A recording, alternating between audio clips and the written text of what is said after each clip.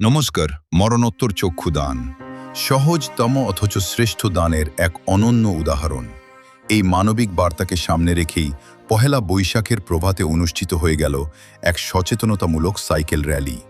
টাকি এলাকার থুবা ব্যায়াম সমিতি ক্লাব থেকে শুরু হয় এই সাইকেল র্যালি। উৎসাহী যুবক যুবতী এবং সমাজসেবী মানুষদের অংশগ্রহণে র্যালিটি এগিয়ে চলে কাথরি হয়ে সাকচুরা বাজার পর্যন্ত। পরে সেখান থেকে পুনরায় টাকির পথে ফিরে আসে এই সচেতনতামূলক যাত্রা। র্যালির মূল বার্তা ছিল অত্যন্ত মানবিক ও মহৎ। মৃত্যুর পর মানুষের চোখ দুটি আগুনে পুড়ে বা কবরের মাটি চাপা দিয়ে নষ্ট না করে সেই চোখ দুটিকে যদি দুজন অন্ধ মানুষকে দান করা যায়, তাহলে তারা ফিরে পেতে পারে দৃষ্টি, দেখতে পারে এই সুন্দর পৃথিবী। এই মহতী উদ্দেশ্যকে সফল করতে এবং সমাজের সর্বস্তরের মানুষকে চক্ষুদানের মতো মহান কাজে এগিয়ে আসার আহ্বান জানিয়েই আয়োজিত হয় আজকের এই সাইকেল র্যালি। মানবতার এই বার্তা যেন ছড়িয়ে পড়ে ঘরে ঘরে, অন্ধজনে দেহ আলো, মরণোত্তর চক্ষুদান হোক সবার অঙ্গীকার। আচ্ছা, আমরা আজকে এই সকালবেলায় নেত্রলোক চক্ষু সংগ্রহ কেন্দ্রের যে মহতী উদ্দেশ্যে আজকের এই সাইকেল র্যালি হলো, আমরা যে উপস্থিত হতে পেরেছি, তো এই উদ্দেশ্যে আপনি যদি দু চার কথা বলেন, বা কি উদ্দেশ্য, কোন উদ্দেশ্যকে সামনে রেখে আপনি এই অনুষ্ঠানটার অ্যারেঞ্জ করেছেন?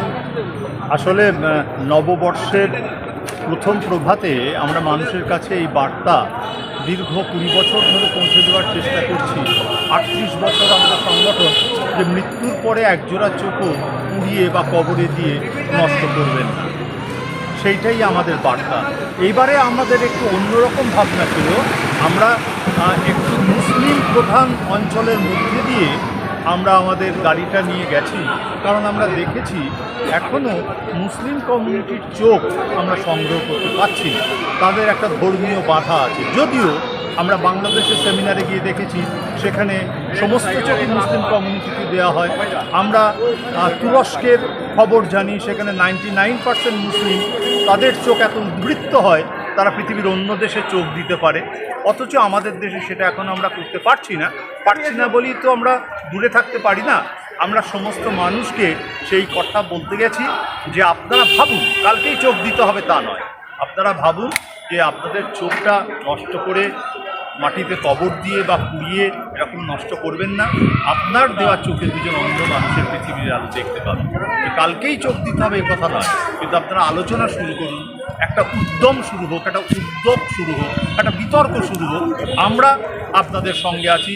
যদি কোনো সময় আপনি মনে করেন যে আমাদের সাহায্য দরকার, আমরা নিশ্চয়ই আপনাদের সঙ্গে থাকব। এই আমাদের বার্তা, আমাদের একটাই বার্তা, যে চোখ পুড়িয়ে বা কবরে নষ্ট করবেন না।